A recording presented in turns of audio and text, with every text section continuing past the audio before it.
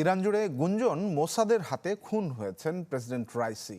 সামাজিক যোগাযোগ মাধ্যমে যা ছড়িয়েছে বিশ্বজুড়ে, আসলেই কি তাই, নাকি পর্দার আড়ালে ঘটেছে অন্য কিছু? রাইসির মৃত্যুতে কার বেশি লাভ? এই সকল ইস্যু পুরো ঘটনাকে দিয়েছে রহস্যের আড়াল।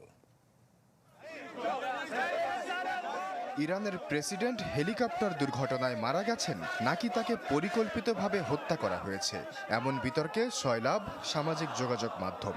আন্তর্জাতিক গণমাধ্যমেও চলছে এই বিতর্কের প্রশ্ন উত্তর পর্ব। রাইসির মৃত্যুর পর চিরাচরিতভাবে সবার আগে আঙুল উঠেছে ইরানের সবচেয়ে বড় শত্রু ইসরায়েলের দিকে।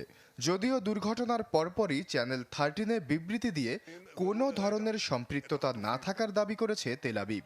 তারপরও খটকা লাগে, কারণ রাইসির মৃত্যুর খবর সবার আগে সামনে আনা গণমাধ্যমগুলো মূলত ইসরায়েলের। এমনকি তেহরানের চূড়ান্ত ঘোষণার আগেই প্রেসিডেন্টের মৃত্যুর সংবাদ নিশ্চিত করে তারা। তাই অনেকেরই দাবি, গেল মাসে ক্ষেপণাস্ত্র হামলা নিয়ে উত্তেজনার জেরে তাকে পৃথিবী থেকে সরিয়ে দিয়েছে মোসাদ। ওয়ালটন ফ্রিজ কিনে অনেকের মতো আপনিও হয়ে যেতে পারেন মিলেনিয়াল। সেরা পণ্যের সেরা অফার। ইরানের সামাজিক যোগাযোগ মাধ্যমে সবচেয়ে বেশি চাউর মোসাদের হাতেই খুন হয়েছেন রাইসি। রাইসি মরলে লাভ বেশি কার? ষড়যন্ত্র তত্ত্বে এই দৃষ্টিভঙ্গিতে সন্দেহের তালিকায় সবার উপরে ইরানের সর্বোচ্চ নেতা আয়াতুল্লাহ আলী খামেনির ছেলে মোস্তফা খামেনি। কারণ খামেনির বর্তমান বয়স 85 বছর।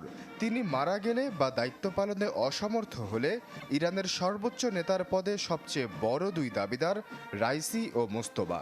তাই রাইসি না থাকা মানে মোস্তফা খামেনি অটো চয়েস। ষড়যন্ত্র তত্ত্বের আরেকটি ইস্যু হল রাইসিকে বহন করা হেলিকপ্টার।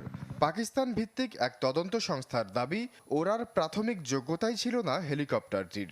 মার্কিন নিষেধাজ্ঞার কারণে বিমানের যন্ত্রাংশ কিনতে পারে না ইরান।